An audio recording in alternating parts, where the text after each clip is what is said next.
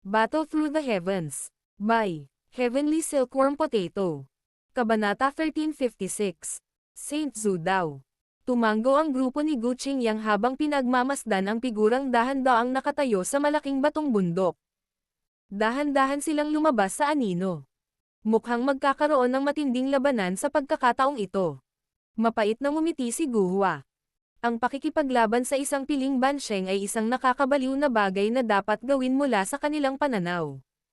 Bagamat ang elite na bansheng sa harap nila ay isang energy body lamang, taglay pa rin ito ang kaalaman sa pakikipaglaban at Dao skills mula noong ito ay nabubuhay pa.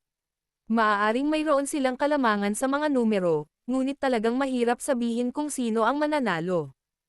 Creak. Ang malaking kamao ni Gushing ay dahan-daang nakakuyom. Patuloy na naglalabas ng langit-ngit. Sa sandaling ito, ang kanyang medyo simple at matapat na mukha ay natatakpan ng kaseryosohan. Isang malakas ngunit kalmadong marilag na aura ang lumabas sa kanyang katawan. Dapat mag-ingat ang lahat. Ang kalaban sa pagkakataong ito ay hindi karaniwan. Marahan na bamantong hininga si Gu Qingyang.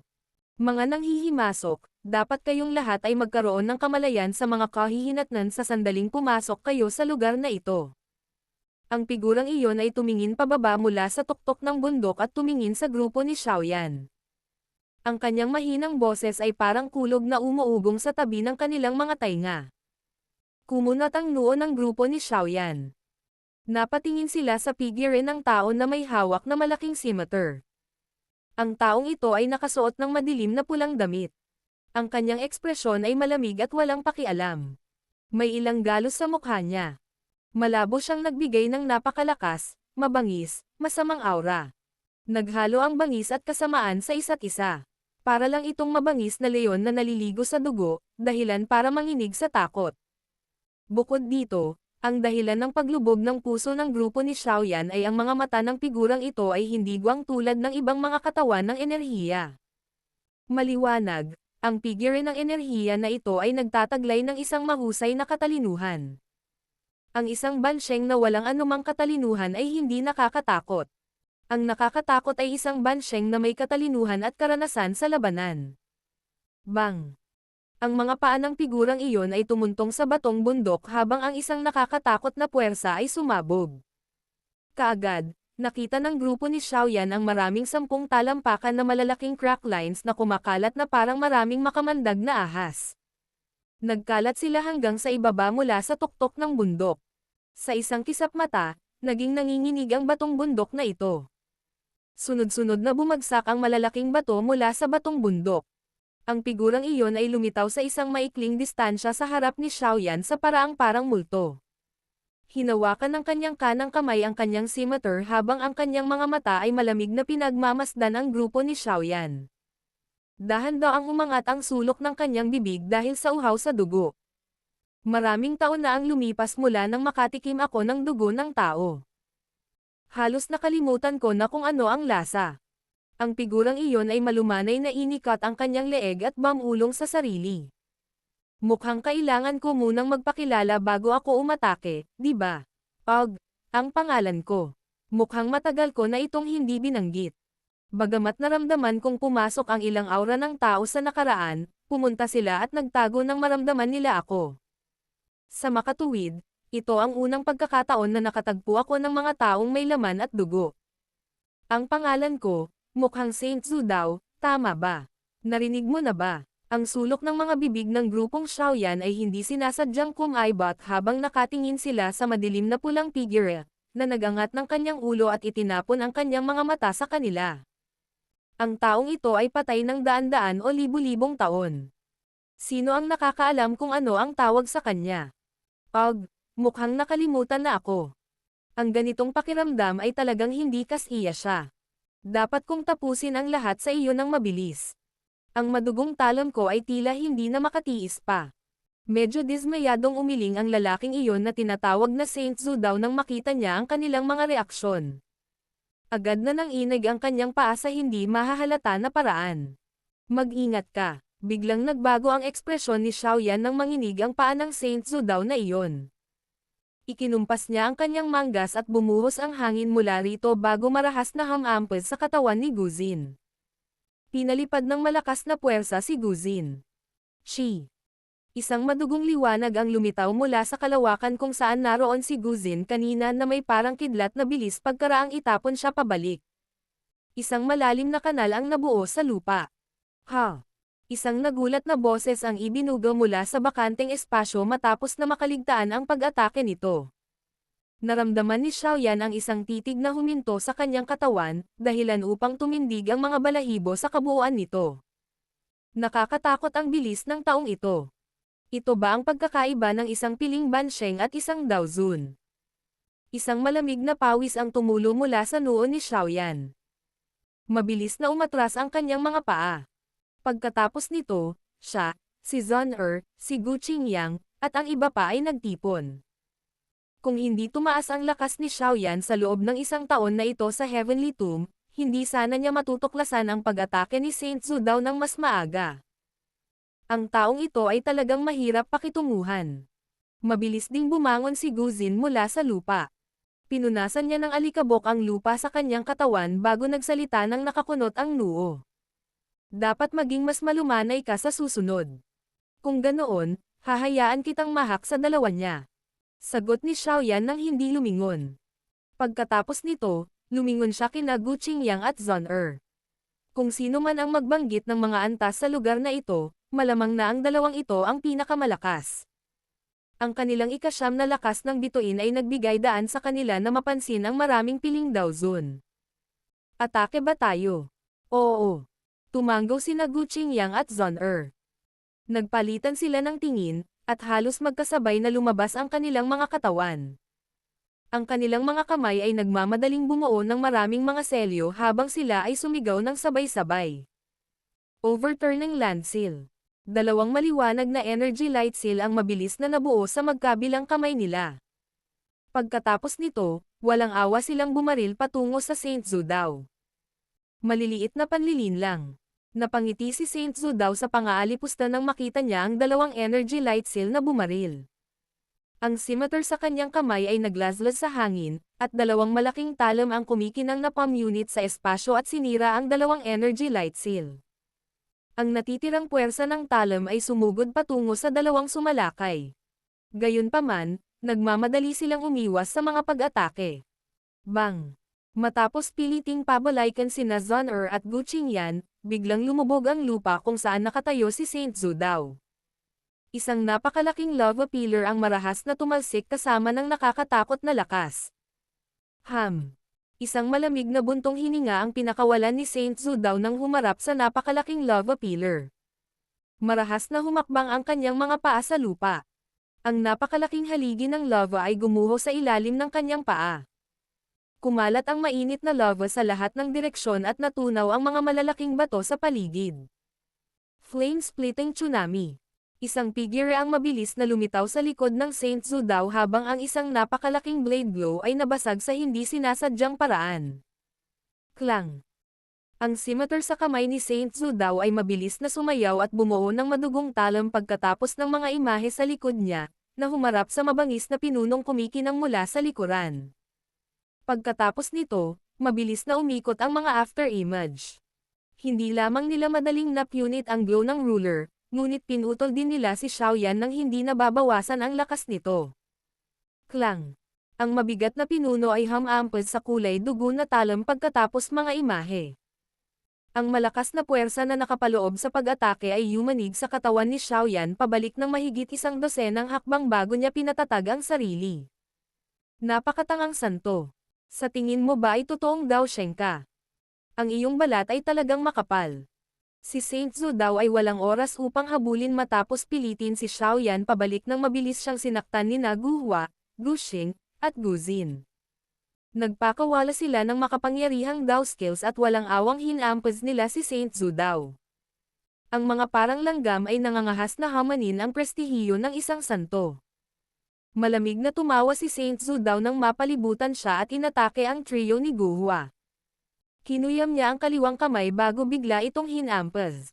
3 ilaw ng dugo ang naging 3 mabangis na tigre na may bilis na parang kidlat. Nagbuga sila ng mga dagandong at nabangga ang 3. Grog. Matapos hampasin ng mahigpit ni Saint Zudao, nagluwa silang tatlo ng isang subo ng sariwang dugo. Ang kanilang mga katawan ay napilitang umatras. Mabilis silang naglabas ng energy core at dali-daling hinigop ng tatlo habang mabilis silang umatras. Sabay-sabay na pag-atake. Sumigaw si Gu Qingyang sa malalim na boses. Agad siyang kamandat at sumugod. Di nagtagal, muling sumalakay sina Zhang Er, Gu Xin, at ang iba pa. Ang Dao Qi sa kanilang mga katawan ay sumabog sa kanilang mga limitasyon. Pinutol ng puwersa ng pagsipol ang 1 metro ng lupa mula sa lupa. Ang maraming pag-atake na sumiklab sa isang iglap ay nahuli si Saint Zudao na hindi nakabantay. Maya-maya pa ay mabilis niyang pinatatag ang sarili. Ang scimitar ay sumayaw sa kanyang kamay sa isang airtight na paraan. Hindi lamang nito hinaranggan ang lahat ng pag-atake ng grupo ni Gu Qingyang, paminsan-minsan din itong magpapalabas ng isang matalim na blade blow na naging sanhi ng pagkagulo ng iilan sa kanila. Ang isang piling bansheng ay talagang pambihira. Bloodblade Chaotic Wind Tear. Matapos ang una ay mahuli ng hindi nakabantay ng harapin ang pinagsamang pag-atake ng grupo ni Gu Qingyang, muling nagpakawala si Saint Zudao sa kanyang matatalim na pag-atake. Nakatapak ang paa niya sa lupa, at biglang umikot ang katawan niya. Ito ay tila isang pulang dugo na buhawi. Ang nakapalibot na espasyo ay gumuho din sa isang itim na butas sa isang iglap. Bang-bang! Ang matalim na aura ng talam ay lumabas mula sa loob ng buhawi sa paraang parang kidlat. Direkta nitong niyugyog ang grupo ni Gu Qingyang hanggang sa lumipad sila pabalik. Ang kanilang mga katawan ay mabigat na nabasag sa nakapalibot na malalaking bato. Dahil sa nakakatakot na puwersang iyon, maging ang malaking bato ay naging alabok. Iyon na. Ibinaling ni Saint Zudao ang kanyang mga mata kay Xiaoyan sa gilid, na naghahanda upang humanap ng pagkakataong umatake, matapos pilitin pabulaykan ang grupo ni Gu Qingyang. Isang malamig na ngiti ang pinakawalan niya habang humahakbang pasulong at sumugod kay Xiaoyan. Ang bilis ng Saint Zudao ay napakabilis at mabangis. Sa isang kisap mata, nagpakita na siya sa harap ni Xiaoyan. Medyo nagbago ang mukha ni Xiaoyan sa sandaling ito habang ang kanyang puso ay biglang naglabas ng malalim na pag-iyak. Skyfire 3 Mysterious Change. Unang pagbabago. Pangalawang pagbabago. Pangatlong pagbabago. Matapos ang sigaw na ito ay tumunog sa loob ng kanyang puso, ang Dao Qi sa loob ng katawan ni Xiaoyan ay biglang naging mailap at marahas. At saka, muling lumitaw ang makating pakiramdam sa pagitan ng kanyang mga kilay. Sa sandaling ito, hindi niya ito nagawang bigyang pansin. Ang Great Heaven Creation Palm ay mabilis na namumuo sa kanyang palad. Qi. Pinutol ng scimitar ang walang laman na hangin. Gayunpaman, bigla itong huminto sa itaas ng ulo ni Xiaoyan sa sandaling ito.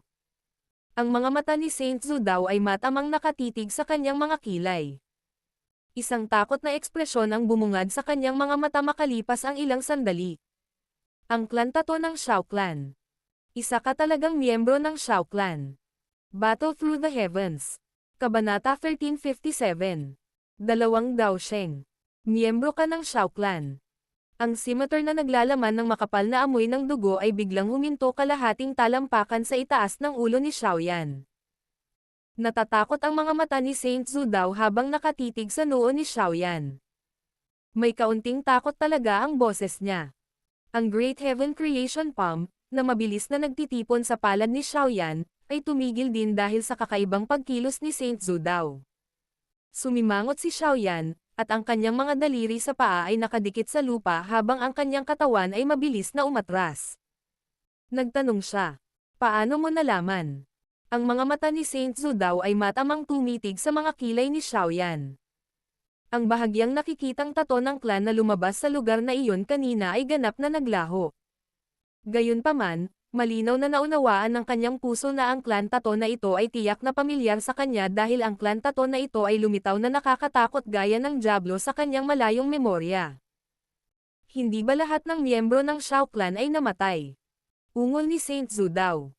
Ang kanyang mga mata ay hindi sinasadyang dumilat sa pinakamalalim na bahagi ng Heavenly Tomb nang sabihin niya ang mga salitang ito. Isang matinding takot ang bumungad sa kanyang mga mata. Anong nangyari? Si Gu Qingyang, Zhang Er, at ang iba pa ay sumugod din sa tabi ni Xiaoyan sa sandaling ito. Tumingin sila kay Saint Zudao, na biglang tumigil sa pag-atake, habang nagtatanong sila ng may malambing na boses na puno ng pagdududa. Hindi ako sigurado. Umiling si Xiaoyan, ngunit hindi niya tinalikuran ang pag-iingat sa kanyang puso. Masyadong makapangyarihan ang lakas ng isang piling bansheng. Kahit na marami sa kanila ang magkapit kamay, napakahirap pa ring harapin siya. Kung sila ay pabaya, posible pang mamatay ang buong grupo nila dito. Napakunot din ang noo ni Gu Qingyang nang marinig niya ito. Ang Saint Zudao na ito ay maaaring isang energy body lamang, ngunit nagtataglay pa rin ito ng katalinuhan at mga alaala noong ito ay nabubuhay pa. Ano nga ba ang naging dahilan upang makaramdam siya ng ganoong takot? Ang batang ito ay talagang miyembro ng angkan ng Xiao na iyon. Dahil sa hindi kapanipaniwalang kakayahan ng taong iyon, siguradong naramdaman niyang pumasok siya. Kung papatayin ko siya, mahihirapan akong takasan ang nakamamatay na pagnanasa ng taong iyon sa hinaharap. Mabilis na kumislap ang mga mata ni Saint Zudao. Ilang saglit pa, unti-unting binawi ang madugong aura na kumalat sa kanyang katawan. Naindayog ang kamay niya at nawala ang scimitar.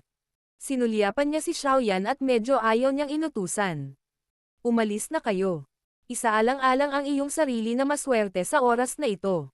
Ang grupo ni Xiaoyan ay natigilan ng marinig ang kanyang mga salita. Nagpalitan sila ng tingin sa isa't isa. Hindi nila maintindihan kung bakit biglang nagbago ang isip ng lalaking ito. Maglakad ka sa kanluran mula rito. Ang makitid na landas na ito ay kung saan maraming eksperto ang nagtitipon. Dapat ay maiiwasan mo ang karamihan sa kanila kung lalakarin mo ang kanluran at saka mo mararating ang iyong destinasyon. Medyo naiinip na nagsalita si Saint Zudao nang makita niya ang nabigla na mga ekspresyon ng lahat. Maraming salamat Elder. Nakipagpalitan ng tingin si Xiaoyan kay Gu Qingyang at sa iba pa. Pagkatapos nito, nagmamadali niyang itinaas ang kanyang mga kamay nang may paggalang kay Saint Zudao. Kasunod nito, dahan-dahan silang umatras. Ang Dao Qi sa kanilang mga katawan ay nanatili sa isang estado kung saan maaari itong sumabog anumang oras. Pagkatapos lamang na umatras ng mahigit 100 metro at nakitang walang nagawa si Saint Zudao, nakahinga sila ng maluwag sa loob ng kanilang mga puso. Mabilis silang tumalikod at sumugod ng mas malalim. Pinanood ni Saint Zudao ang grupo ni Xiaoyan habang mabilis silang umalis. Saka lang niya napakunot ang kanyang bibig. Ang kanyang mga mata ay tumingin sa pinakamalalim na bahagi ng Heavenly Tomb habang siya ay bumubulong sa kanyang sarili. May utang ka sa akin sa pagkakataong ito. Dapat mo man lang akong pakawalan kapag dumating ka at linisin ang lugar sa hinaharap, tama ba? Ang lalaking iyon. Kakaiba talaga siya. Kanina, napuno siya ng pagnanais na pumatay, ngunit bigla siyang naging mabait na tao sa isang kisap mata. Kumalat ang energy fog sa lupa. Ang isang pares ng mga figure shuttled sa pamamagitan ng. Tumingin si Guhua sa likuran niya bago nagsalita ng nakakunot ang noo. Mukhang nakilala niya na miyembro ako ng Xiao Clan.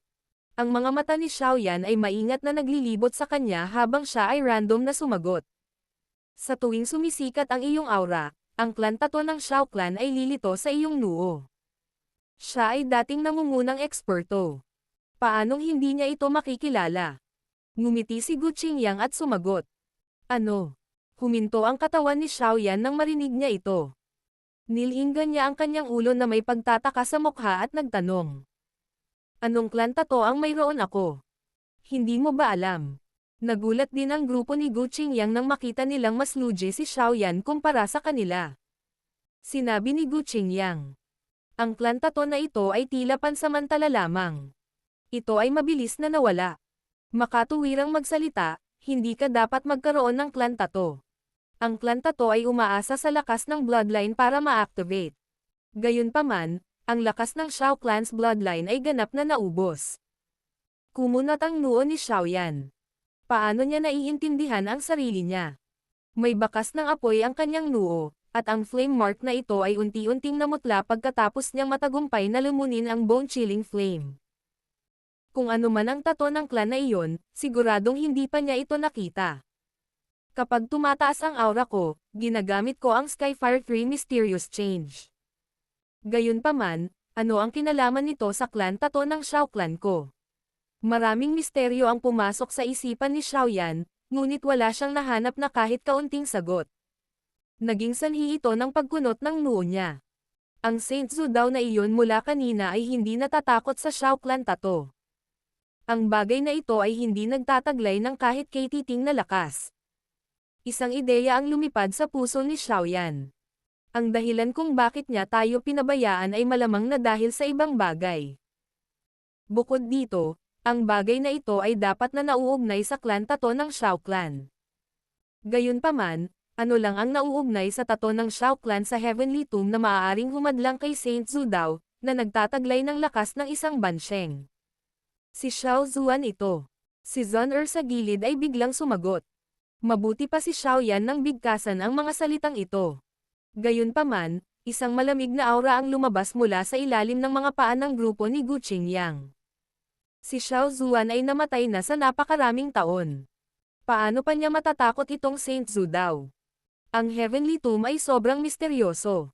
Dahil ang isang elite na si Ban Sheng tulad ni Saint Zhu daw ay maaaring mabuhay sa anumang paraan at taglayin ang kanyang espiritu mula noong siya ay nabubuhay pa, maaari bang umasa din sa paraang ito si Elder Xiao Zuan, na nakaabot sa rurok ng klase ng Dao Sheng, sa pamamaraang ito para mabuhay? Dahan-daang ang ipinaliwanag ni Zhon'er ang kanyang pangangatwiran.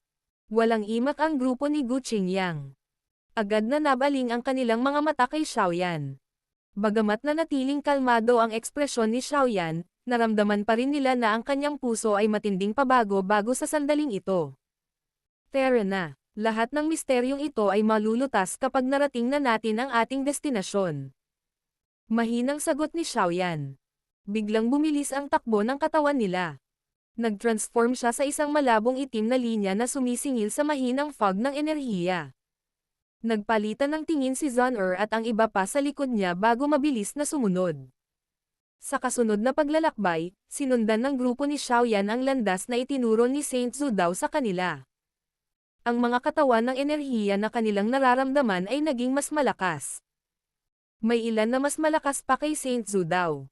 Gayunpaman, maswerte na naiwasan ng grupo ni Xiaoyan ang pag-scan ng mga ekspertong ito sa pamamagitan ng pagsunod sa mga puwang sa pagitan ng mga teritoryo ng mga katawan ng enerhiya.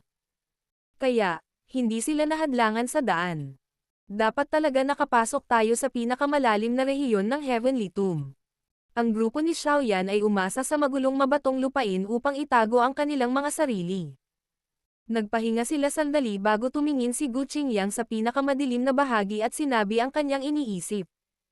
Talagang karapat-dapat itong maging pinakamapanganib na lugar. Ang mga nakapalibot na katawan ng enerhiya ay mukhang masyadong nakakatakot. Kahit na ang siyam na bituin na katawan ng enerhiya ay maaari lamang maging isang bantay. Mapait na tumawa si Guhua.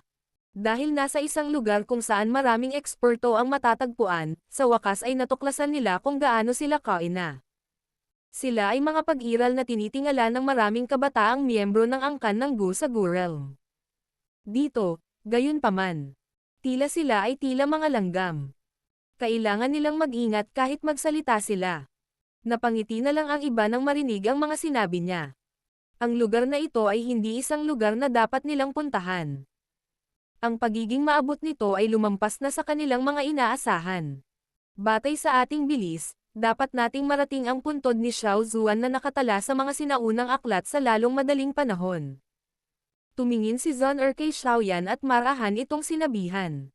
Medyo maayos pa rin ang landas na ito. Mukhang malaki ang naitulong sa atin ni Saint Zhu daw. Gayunpaman, napakadelikado talaga ng lugar na ito.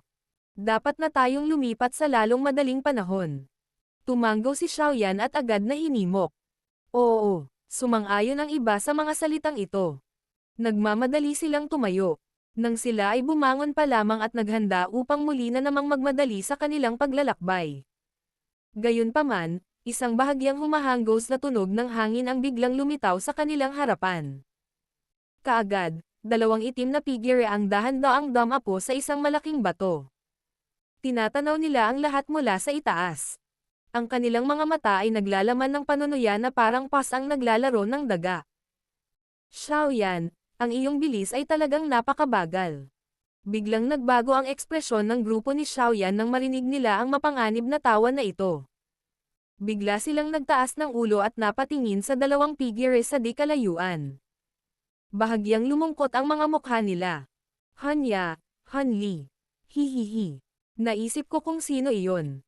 Sa totoo lang, kayong dalawang asong palaboy, ang tumakas noon. Bakit ang lakas ng loob mong magpakita ngayon? Walang humpay na kinutya ni Guhua ang dalawang figure nang makita niya sila. Ang madilim na mukha na si Xiaoyan ay tahimik na nagbigay ng senadoryas ng kamay ng bigkasan ni Guhua ang mga salitang ito. Nagtago sa kanila ang Hanya Duo. Dahil sa kanilang lakas, saan sila kukuha ng lakas ng loob na hayagang magpakita sa harap ng grupo ni Xiaoyan? Ang anumang bagay na hindi karaniwan ay tiyak na nangangahulugan na may mali. Dahil ang dalawang ito ay naglakas loob na magpakita, malamang na mayroon silang maaasahan. Relax, ang mga walang tirahan na naliligaw sa pagkakataong ito ay tiyak na ikaw.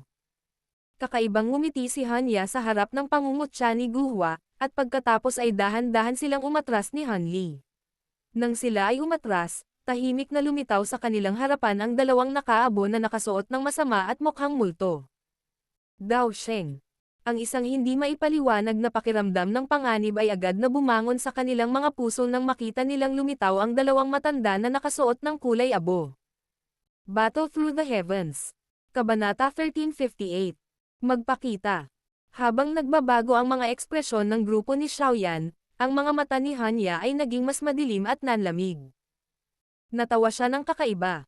Nararamdaman mo ba na nagbago ang lahat? Mukhang nagsimulang magbago ang relasyong ito sa pagitan ng mangangaso at ng huhulihin. Hindi pinansin ng grupo ni Xiaoyan ang kanyang kakaibang pangungutya. Nakatitig ang kanilang mga mata sa dalawang matanda na nakasuot ng kulay abo sa harap ni Hanya. Bagamat ang katawan ng dalawang taong ito ay hindi naiiba sa isang ordinaryong tao, ang kanilang mga mata ay puno ng walang emosyong kawalang interes. Nararamdaman pa rin ng grupo ni Xiaoyan na ang dalawang matandang ito ay mga energy body. Saan ba natagpuan ng dalawang bastos na ito ang mga energy body na Dao Sheng? Bakit sila tutulungan ng isang eksperto? Sumimangot si Guhua at mahinang nagmura. Tinitigan ni Guzin ang dalawang matanda. Ilang sandali pa, umiling siya habang sinabing. Dahil ang dalawang taong ito ay miyembro ng angkan ng Han. Bagamat namatay na sila, nanatili ang kanilang espiritu dahil sa Heavenly Tomb. Mukhang handa ang dalawang taong ito. Dahan-daang tumango si Gu Qingyang. Ipinahayag niya ang kanyang mga iniisip.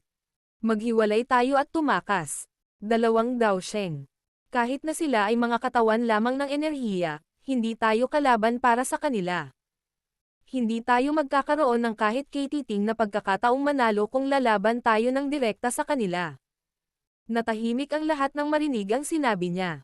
Ito ay hindi inaasahan na sila ay humantong sa pagbubuklod sa kanilang mga sarili sa ganitong kahabag-habag dahil sa dalawang palaboy na ito. Kinailangan nilang dumaan sa iba't ibang kahirapan upang makarating dito. Shao Clan. Hindi pa talaga nalipol. Ha? Ang walang pakialam na mga mata ng isang matanda na nakaabo na nakadamit ay tumigil kay Xiaoyan. Nagsalita siya habang tahimik ang lahat. Elder Han daw, ang Shao Clan ay wala na. Gayunpaman, ang taong ito ay umasa sa kanyang sarili upang maabot ang taas na ito. Kaya, kailangan mo siyang alisin sa pagkakataong ito. Kung hindi, ang Shao Clan ay maaaring talagang gumaling. Magalang na ipinaliwanag sa kanya ni Hanya ang sitwasyon. Hindi siya umasa sa lakas ng bloodline. Ha? Ang sorpresa ay sumilay sa mga mata ni Elder Han daw nang marinig niya ito. Agad siyang tumango at sinabing. Dahil ito ang kaso, dapat talaga siyang maalis. Sige, huwag na tayong mag-usap pa. Patayin mo na sila at umalis na kaagad. Masyadong malapit ang lugar na ito sa lugar na iyon. Maaaring magbago ang mga bagay kapag nag-delay tayo.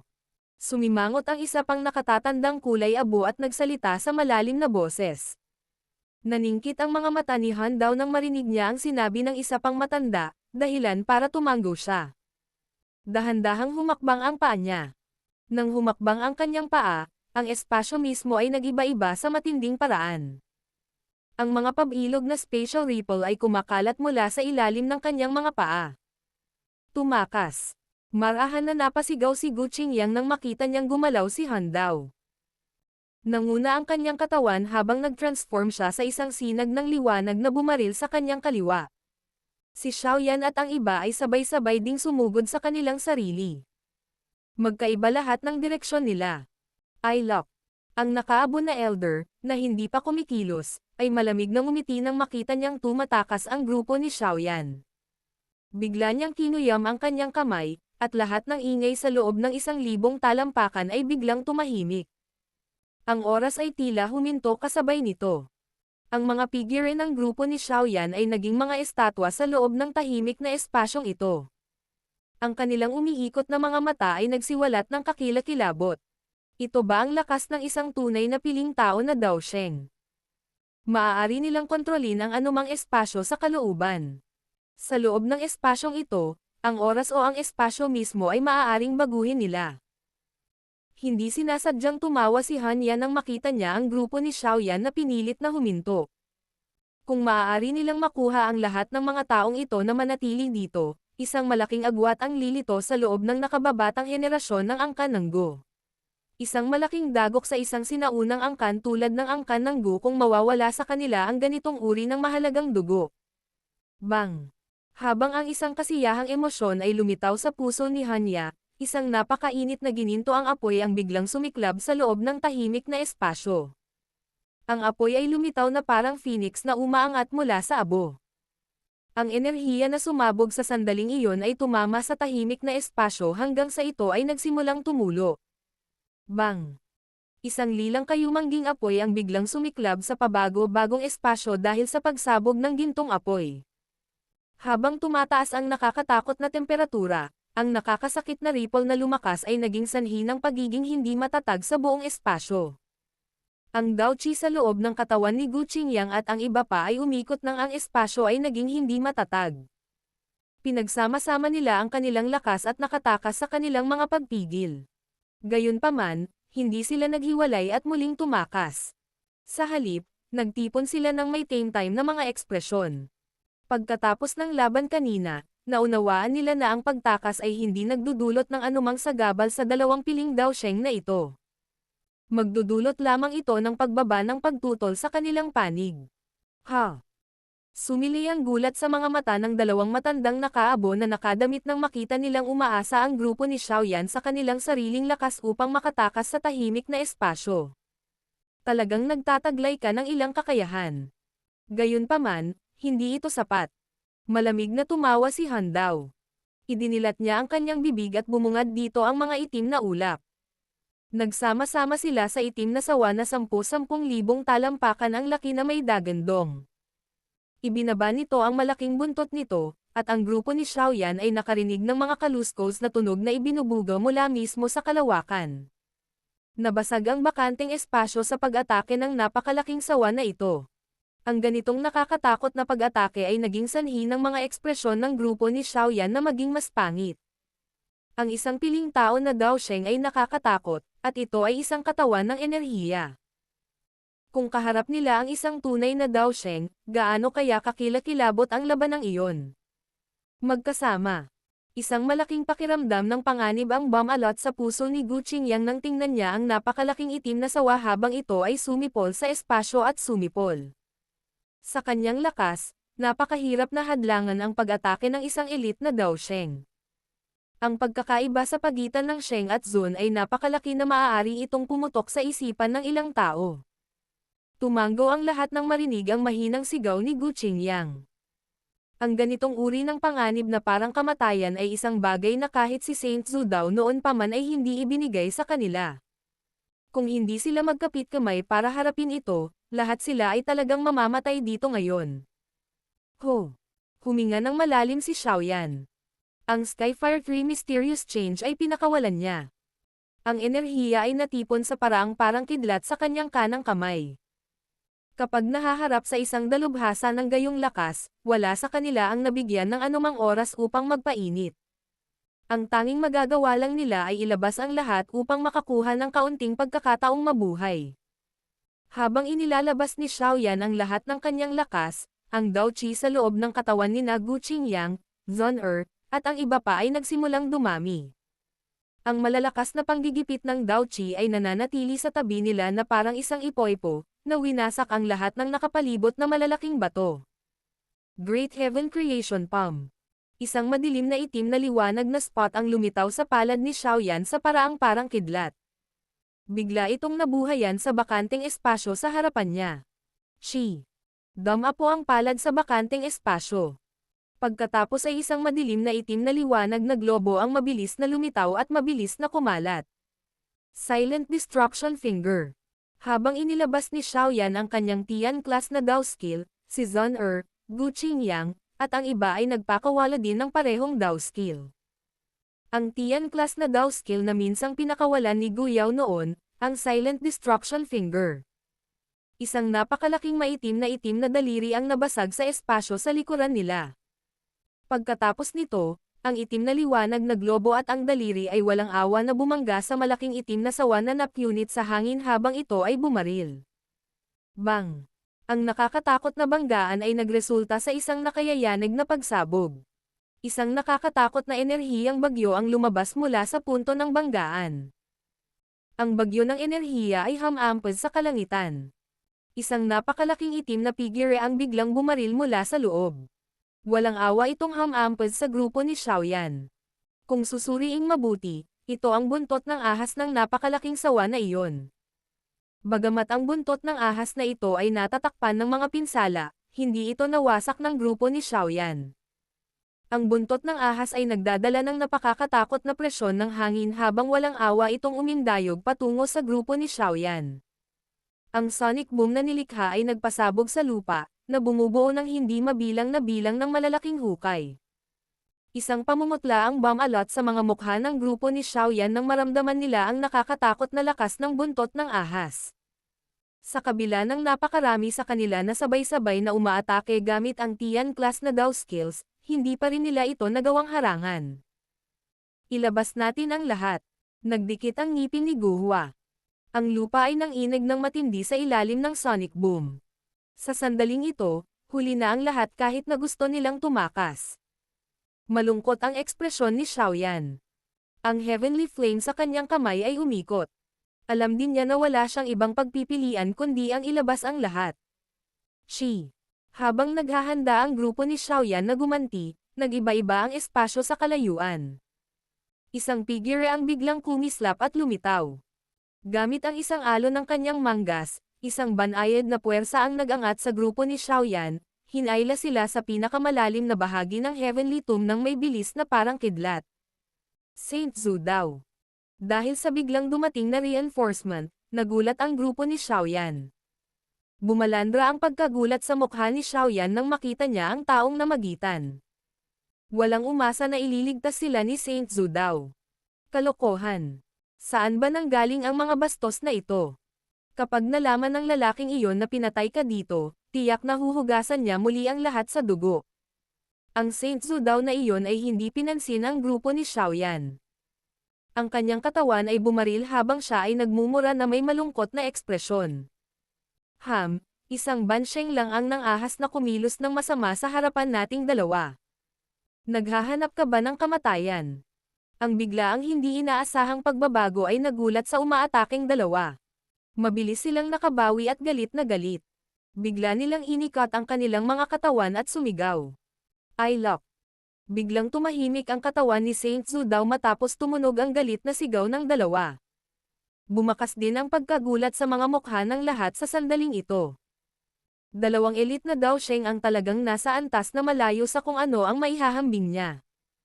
Maglakas loob kang makialam sa maliit na kakayahan na ito. Malamig na tumawa ang two-man team ni Han Dao. Natapakan ng kanilang mga paa ang bakanteng espasyo habang sila ay nagpakita sa harap ng Saint Zhu Dao. Nakakulot ang kanilang mga kamay habang walang awa na humahampas sa kanyang dibdib. Kung isang kamao lang ang makakarating, si Saint Zhu Dao ay madudurog hanggang sa walang natira. Gayunpaman, kalahating talampakan pa ang mga kamao ng grupo ni Han Dao mula sa Saint Zhu Dao nang bigla silang huminto. Sino ito? Nagbago ang mga ekspresyon ng Dao Sheng Duo habang galit na galit silang sumisigaw pagkatapos na mapahinto ang kanilang mga kamao. Mukhang may mga natitirang miyembro pa ng Han clan sa Heavenly Tomb na ito. Isang mahinang boses na puno ng sinaunang aura ang dahan-daang umalangaw sa lahat ng tumunog ang galit na sigaw ng Handao Duo. Ang espasyo kung saan tumahimik ang Handao Duo ay nagsimulang gumuho ng tumunog ang boses na ito. Xiao Zuan. Isang takot na ekspresyon ang bumungad sa mukha ni Handao at ng isa pang elder nang marinig nila ang boses na ito. Battle Through the Heavens. Kabanata 1359. Xiao Zuan. Xiao Zuan. Biglang nanginig ang katawan ni Xiao Yan nang marinig niya ang mga bulalas ng Handao Duo. Ang dugong dumadaloy sa loob ng kanyang katawan ay biglang nag-iba sa kakaibang paraan. Napakapamilyar ng ripple na ito. Ang bakanting espasyo sa harap ng grupo ni Xiao Yan ay bumuo ng ilang ripples sa harap ng mga mata ng lahat habang tahimik na lumitaw ang isang figure sa maputlang berdeng damit. Ang hitsura ng figurang ito ay hindi nakaakit ng anumang hindi likas na kababalaghan, ngunit tila ang lahat ng naruroon ay hindi makatiis ng suntok o sipa mula sa taong ito. Han Clan. Isang nakakagalit na bloodline. Lumitaw ang figure at itinaas ang kanyang ulo. Ipinakita ang isang mukha na hindi gaanong gwapo, ngunit naging sanhi ito ng pakiramdam ng isa na may kakaiba. Ang kanyang itim na buhok ay umabot sa kanyang balikat at ang isang pares ng malatinte na mga mata ay kasing lalim ng mga black hole na may kakaibang karunungan. Napuno ito ng alindog na naging sanhi ng pagkalasing ng isa. Xiao Zuan. Ang mga mata ng Wodao Duo ay nakatitig sa hindi pangkaraniwang pamilyar na mukha habang ang pagkabigla at takot ay sumiklab sa kanilang mga mata. Bagamat nagtataglay sila ng napakalakas na lakas, ang lalaking nasa harapan nila ay minsang nakatayo sa tuktok ng kontinente. Iilan lamang sa buong kontinente ang makakalaban sa kanya. Elder Handao. Medyo natakot si Hanya habang pinagmamasdan ang estranghero na ito na biglang lumitaw. Bagamat hindi niya kilala ang taong ito, malabo pa rin niyang nararamdaman ang pakiramdam ng kamatayan. Si Xiao Zuan ay maaaring napakalakas, ngunit siya ay pinigilan ng Heavenly Tomb. Imposible para sa kanya na umalis sa libingan anumang oras na gusto niya. Minsan lang siya makaalis dito sa bawat 10 taon at lumipas na ang 10 taon. Hindi niya magawang ihayag ang kanyang sarili. Huminga ng malalim si Handao. Pinipigilan niya ang takot sa kanyang puso habang mahinang nangangatuwiran.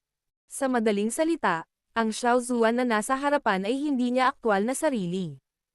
Kumikislap ang mata ng isa pang nakakulay-kulay na matanda habang nagtatanong. Malamang na palabas lang ito. Malamig na sagot ni Handao. Ang kanyang katapangan ay naging mas maliwanag. Maaaring makapangyarihan si Xiao Zuan, ngunit imposible para sa kanya na takutin silang dalawa sa pamamagitan lamang ng anino. Talagang mayroon kang magandang paningin. Ngumiti ang lalaking nakaberdeng damit. Ang kanyang itim na mga mata ay tumingin sa Han Duo sa harapan habang sinasabi niya. Gayunpaman, ang dalawa sa inyo ay nag-overestimate sa inyong sarili. Ang 2-1 star na Dao Sheng ay hindi man lang nagtataglay ng mga kwalifikasyon para makipag-usap sa akin. Dahan-daang itinaas ng lalaking nakaberdeng damit ang kanyang kamay pagkatapos magsalita. Marahan niya itong kinuyam habang nakaharap sa Han Duo. Crack. Matapos mailabas ang salitang ito mula sa lalaking nakasuot ng berde, ang grupo ni Xiao Yan ay agad na nagulat nang makita ang espasyo sa loob ng 10,000 talampakan na radius na gumuho. Isang maitim na kamay na hindi nakikita ang biglang nabuo. Pagkatapos nito, random itong bumangga sa Han Duo. Bang bang bang. Ang 10,000 talampakan na malaki at maitim na kamay ay marahang bumagsak habang ang lupa ay tila nakaranas ng lindol. Nayanig ito nang kumalat ang maraming crack lines sa lupa at umabot sa malayo. Ang halimaw na ito, bakit siya lumabas muli? Ang gayong malaking kaguluhan ay natural na nararamdaman ng ilang makapangyarihang katawan ng enerhiya. Gayunpaman, nagbago ang kanilang mga ekspresyon nang maramdaman nila ang pamilyar na aura na iyon. Saglit silang nag-alinlangan bago itago ang kahit katiting na patak ng kanilang mga aura. Unti-unting naging ilusyon ang kanilang mga katawan bago nagtago sa ilalim ng lupa. Paano ito posible? Ang mga mata ng Han Duo ay medyo natigilan habang pinapanood ang pagbagsak ng kalawakan. Maging sila ay hindi nakayanan ang gayong nakakatakot na palad. Tumakbo. Napaharap sa gumuhong espasyo at sa napakalaking itim na kamay na mabilis na lumalapit, nasangot ng Han Duo ang halimuyak ng kamatayan na naging sanhi ng panginginig ng kanilang mga katawan. Namutla ang kanilang mga mukha at hindi na sila mapakali sa anumang bagay. Sinunggaban ng isa sa kanila si Han Ya habang sinunggaban naman ng isa si Han Li bago tumalikod para tumakas. Bang! Gayunpaman, ang kanilang bilis ay hindi nagpapahintulot sa kanila na maayos na makatakas. Ang mismong espasyo ay tila nabasag ng malaking itim na kamay. Kaya naman, ang dalawa sa kanila ay naglakbay lamang ng 1,000 talampakan nang biglang dumating ang pag-atake. Bang! Hindi talaga tinamaan ng malaking kamay ang dalawa. Sa halip, isang nakakatakot na hangin ang tumagos sa kalawakan ng ito ay 1,000 talampakan ang layo mula sa tumatakas na mga figure bago dumaong sa mga katawan ng Han Elders. Marahas na nang inig ang kanilang mga katawan nang humarap sa nakakatakot na hangin ito. Hindi man lang sila nakasigaw nang maglabas sila ng putok at sumabog sa wala. Ang natitirang puwersa sa mga kamay ng dalawang elder ay marahas na itinapon palayo kay Han Ya at Han Li bago sila napadpad sa kawalan. Lumipad sila sa malayo. Sinulyapan ni Xiao Zuan sina Han Ya at Han Li na itinapon, ngunit hindi niya sila pinigilan. Ang 8-star Dao Zone ay hindi maihahambing sa mga langgam sa kanyang mga mata. Rumble! Binasag ng napakalaking kamay ang Han Elders bago ito bumagsak sa lupa, na naging sanhi ng panginginig ng lupa. Nagkalat ang alikabok mula sa lahat ng dako bago tumira ilang sandali mamaya. 10,000 talampakan malaki at tila napakalalim na kanal ang lumitaw sa harap ng grupo ni Xiaoyan sa isang kamanghamanghang paraan. His! Nakalanghap ng malamig na hangin ang grupo ni Xiaoyan habang nakatingin sila sa napakalalim na hukay na ito. Ang gayong nakakatakot na mapanirang lakas ay medyo nakakatakot. Ang halimaw na ito ay mabangis pa rin sa kanyang mga pag-atake.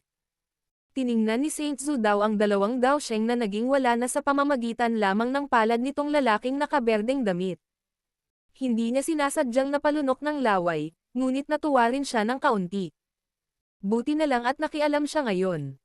Ang nakaberdeng lalaki sa kalangitan ay random na tinapos ang Han Elders. Saka lang siya lumingon. Ang kanyang mga mata ay lumukso kay Gu Qingyang at sa iba pa bago tuluyang mapunta kay Xiaoyan. Ang dugo sa loob ng katawan ni Xiaoyan ay tila damaloy ng mas mabilis ng damapo sa kanya ang mga mata ng lalaking nakasuot ng berde. Pilit niyang tiniis ang pananabik sa kanyang puso habang iniangat ang kanyang ulo. Nagtagpo ang dalawang pares ng maitim na mata. Nagtagal ang kanilang magkasalubong na mga mata. Sa wakas, sumilay ang ngiti sa mukha ng lalaking nakasuot ng berde. Hindi malalim ang ngiti, ngunit nagbigay ito kay Xiaoyan ng pamilyar na pakiramdam na konektado ng dugo. May dumating na sa wakas mula sa angkan ng Xiao. Hindi ako naghintay ng maraming taon ng walang kabuluhan. Ang lalaking nakaberdeng damit ay humakbang sa bakanteng espasyo at dahan-daang lumitaw sa harap ni Xiaoyan. Wika niya sa malambing na boses. Ang boses na iyon ay naglalaman ng kaunting pagmamataas at kaluwagan. Ang inapon na ito na si Xiaoyan ay bumabati sa ninuno.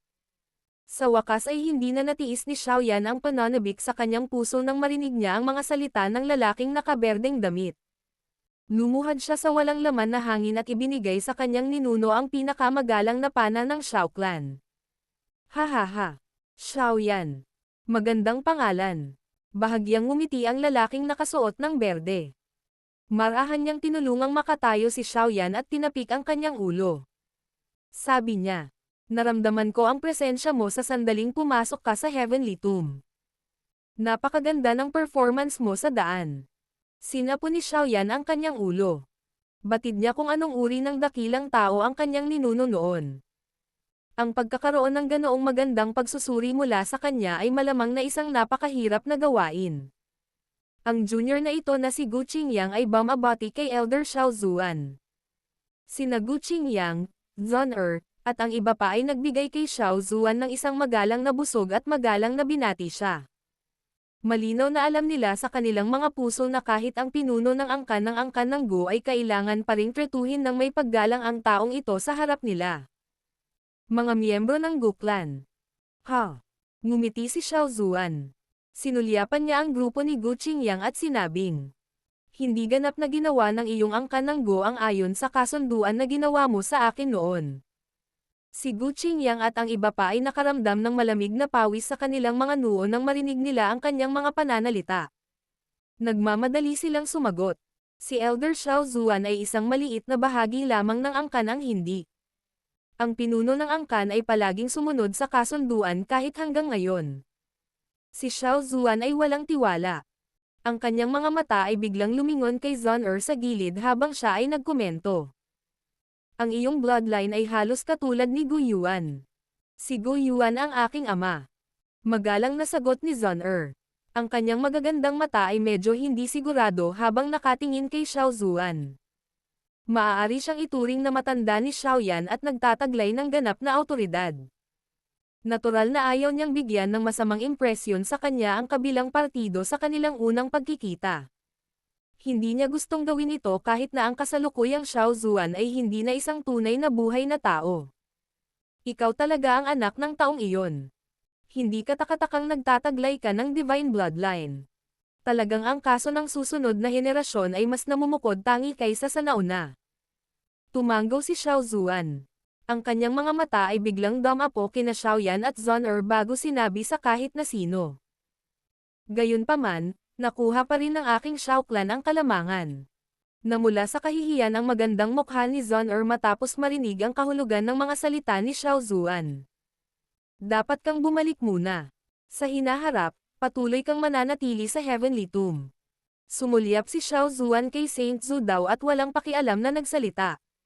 Salamat Elder Xiao Zuan. Natuwa si Saint Zhu Dao nang marinig ito. Dali-dali niyang itinaas ang kanyang mga kamay sa magalang na paraan. Napakaraming katawan ng enerhiya sa Heavenly Tomb na ito, at marami sa kanila ang mas malakas kaysa sa kanya. Gayunpaman, sa mga salita ni Xiao Zuan, ang mga makapangyarihang buhay na iyon ay hindi maglalakas loob na puntiryahin siya.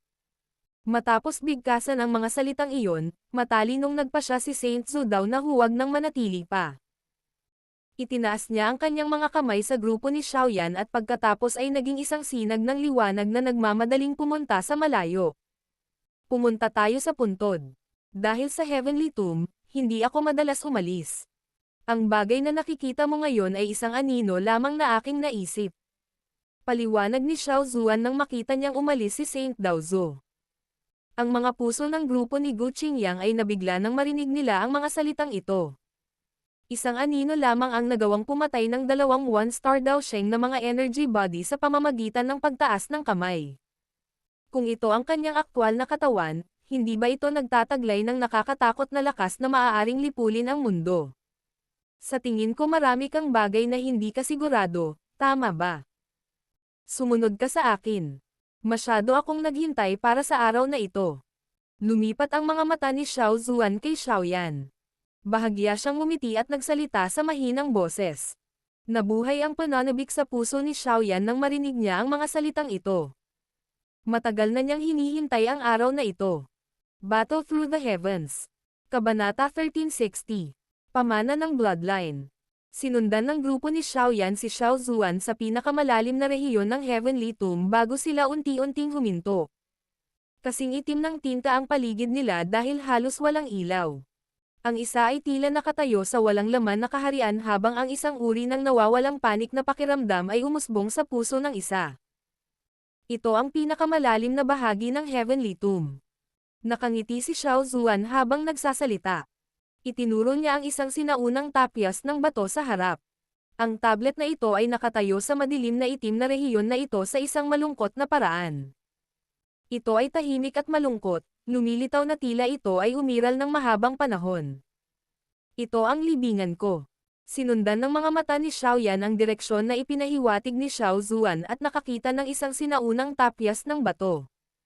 Kahit na lumipas na ang hindi mabilang na bilang ng mga taon, naglalabas pa rin ng aura ang stone tablet na hindi may larawan. Ang ganitong uri ng aura ay hindi matindi, ngunit ito ay nagdulot sa kaluluwa ng isang tao na makaramdam ng isang pag-aalipusta na hindi mapigilan. Kayong apat ay dapat magsanay sa labas ng stone tablet. Ang lugar na ito ay kung saan ang enerhiya sa Heavenly Tomb ay ang pinakasiksik. Ang ibang mga energy body ay hindi nang ahas na pumasok sa lugar na ito.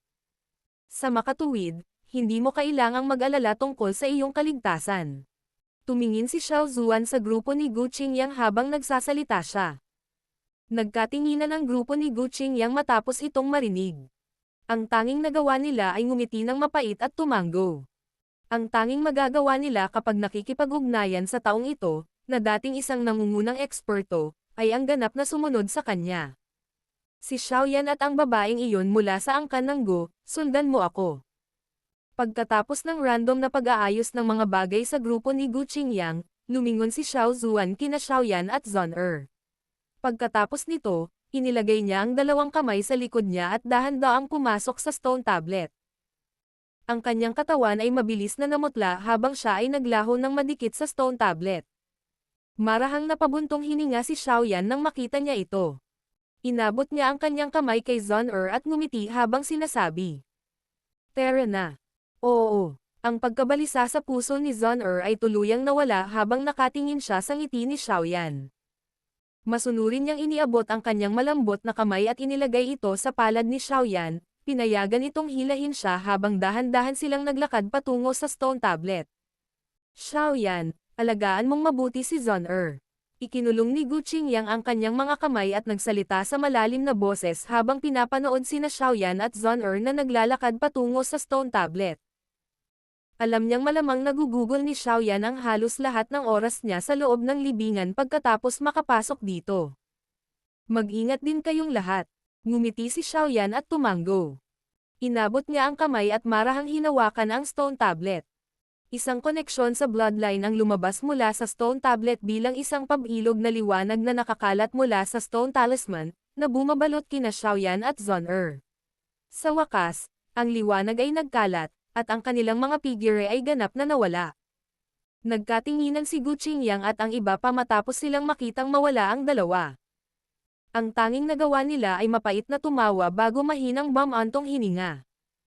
Kalimutan mo na, dahil sa kakayahan ni Elder Xiao Zuan, wala siyang gagawin kay Zon Tahimik lang tayong maghintay dito para lumabas sila. Umiling si Gu Qingyang. Pagkatapos nito, siya ay random na nakahanap ng isang platapormang bato at umupo. Siya ay unti-unting pumasok sa kanyang estado ng pagsasanay. Napatango lamang si Guzin at ang dalawa pa nang makita siyang nakaupo. Nakahanap sila ng pwesto at nagsimulang magsanay. Unti-unting nawala ang liwanag na pumupuno sa mga mata ng isa. Dahan-daang binuksan ni Xiaoyan at Zon ang kanilang mga mata. Tumingin si Xiaoyan sa sinaunang bahay na lumitaw sa kanyang harapan, at hindi niya sinasadyang nawalan ng isip. Hindi inaasahan na ang simple at ordinaryong tablet na ito ay talagang nagtago ng isang misteryosong lugar. Ito ay talagang karapat-dapat na maging isang piling lugar ng pahingahan ng Daosheng. Nakatayo si Xiao Zuan habang nasa likod niya ang mga kamay sa gitna ng malaking bulwagan sa harapan. May malinaw na pond sa harapan niya. Maraming berdeng lotus ang nasuspine dito, na naglalabas ng mahinang nakaka-relax na halimuyak. Maaari mo bang sabihin sa akin ang tungkol sa sitwasyon ng Xiao Clan? Napabuntong hininga si Xiao Zuan nang marinig niya ang mahinang tunog ng mga yabag sa likuran niya. Saglit na nag-alinlangan si Xiaoyan nang marinig niya ang kahilingang ito. Sa wakas, sinabi niya ng may katapatan. Wala na ang Xiao Clan. Tanging ang tinanggihang pamilyang Xiao na lang ang natitira. Inayos ni Xiaoyan ang kanyang mga iniisip pagkatapos bigkasan ang mga salitang ito. Pagkatapos nito, nagsalita siya ng detalyado tungkol sa iba't ibang hindi inaasahang pagbabago ng angkan ng Xiao sa mga taong ito. Dahan-daang tumango si Xiao Zuan pagkatapos tumunog ang huling salita. Walang gaanong emosyon sa mukha niya. Ang paghina ng angkan ng Xiao ay isang bagay na inaasahan ko na. Sa pinakakaunti, mayroon pa ring mga inapo na natitira. Hindi pa ito umabot sa punto ng kawalan ng pag-asa. Mahinahon ang boses ni Xiao Zuan, na tila nagtataglay ng lakas ng demonyo. Tila may naalala siya habang si Xiaoyan, na naging medyo emosyonal, ay muling naging kalmado. May gusto ka bang itanong? Tumingin si Xiao Zuan kay Xiaoyan at nagtanong ng nakangiti. Talaga bang nabubuhay pa ang ninuno ngayon? Nag-alinlangan sandali si Xiaoyan bago nagtanong. Kung si Xiao Zuan ay mabubuhay sa ibang anyo, ang Xiao Clan ay uunlad. Sa napakaraming eksperto, malamang na maging ang Han Clan ay kailangang maging maingat. Tumingin si Xiao Zuan kay Xiaoyan. Ilang sandali pa, dahan-dahan siyang umiling at sinabing, "Ang nakikita mo ngayon ay isang natitirang bahagi lamang ng aking kaluluwa. Noong namatay ako noon, inutusan ko ang ilang tao na ihatid ako sa Heavenly Tomb. Saka lang ako magkakaroon ng kasalukuyang anyo na ito at maghihintay sa iyong pagdating. Gayunpaman, ito ay limitado lamang sa Heavenly Tomb. Agad akong mawawala kapag umalis ako dito." Sumilay ang pagkadismaya sa mga mata ni Xiaoyan nang marinig niya ang impormasyong ito. Mapait siyang tumawa. Masyadong mahina ang lakas ng kasalukuyang Xiao Clan. Nawalan ng bloodline strength, hindi na namin kayang makipaglaban sa iba pang sinaunang clan. Ang isang tulad ko ay itinuturing na kakaiba sa kanila. Noong ang Xiao Clan ay nasa paligid pa noon, naramdaman ko na ang Dowdy bloodline ay malapit nang maubos. Dapat mong maunawaan na kung ang lakas ng bloodline ay nauubos na noon, ang Xiao Clan ay nalipol na sana ng mga kaaway na iyon na may masamang hangarin. Inangat ni Xiao Zuan ang kanyang ulo. Ang kanyang mga mata ay tila naaalala ang isang malayong alaala. Ang tanging paraan upang mapunan muli ang linya ng dugo ng Dowdy ay para sa isa pang Dowdy na lumitaw, ngunit ito ay masyadong mahirap. Ang ako noon ay medyo masyadong mayabang at hindi ko akalaing mahaharang ako sa harap ng klase ng Dowdy. Pagkatapos makipag-usap sa maraming elder sa loob ng angkan, nagpasya kaming ipagtataka ang lahat. Gumamit kami ng isang lihim na pamamaraan at inilipat ang karamihan sa lakas ng bloodline sa loob ng clan sa aking katawan. Naiintindihan ko na ito ang huling pag-asa ng lahat ng miyembro ng clan. Huminga ng malalim si Xiao Zuan ng hangin. Sa wakas ay bumungad sa kanyang mukha ang ilang sakit. Nabigo niya ang lahat ng miyembro ng Xiao Clan. Pero, nabigo pa rin ako.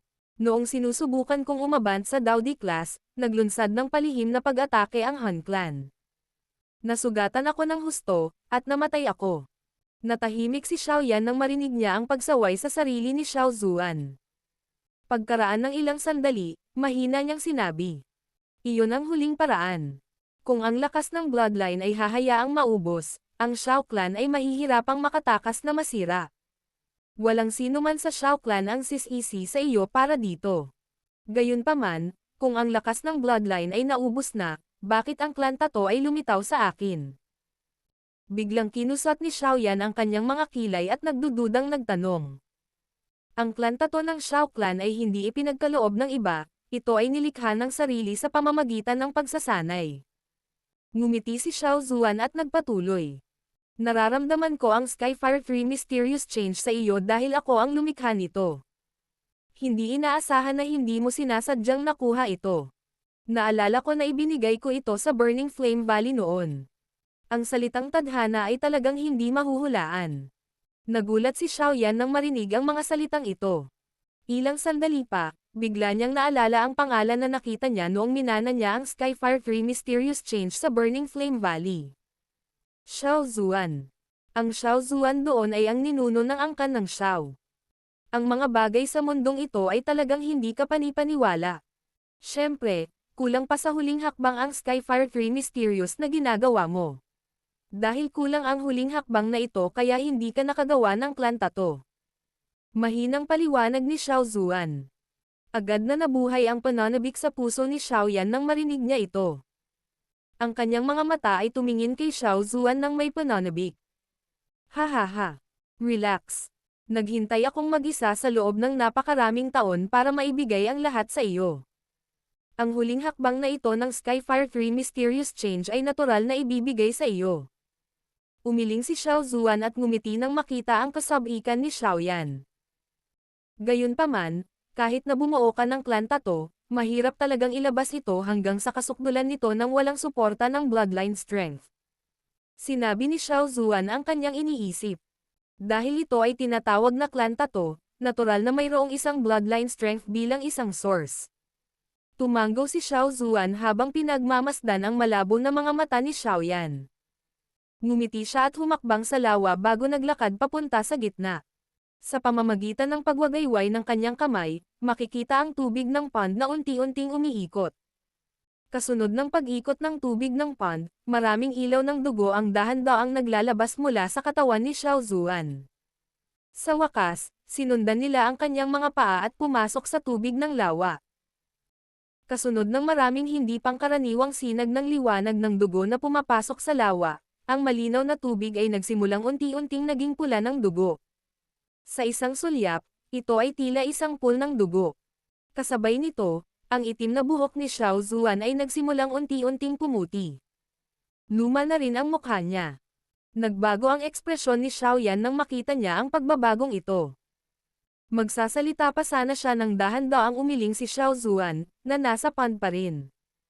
Ngumiti siya at sinabing, "Noon, ginamit ko ang lahat ng lakas ko para mapanatili ang ilan sa bloodline ng Daudi, at gumamit ako ng maraming diskarte para aisil ito.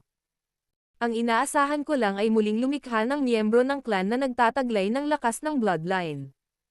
Ang kasalukuyang ako ay isang natitirang kaluluwa lamang. Ang tanging magagawa ko lang ay magpaanod sa heavenly tomb na ito.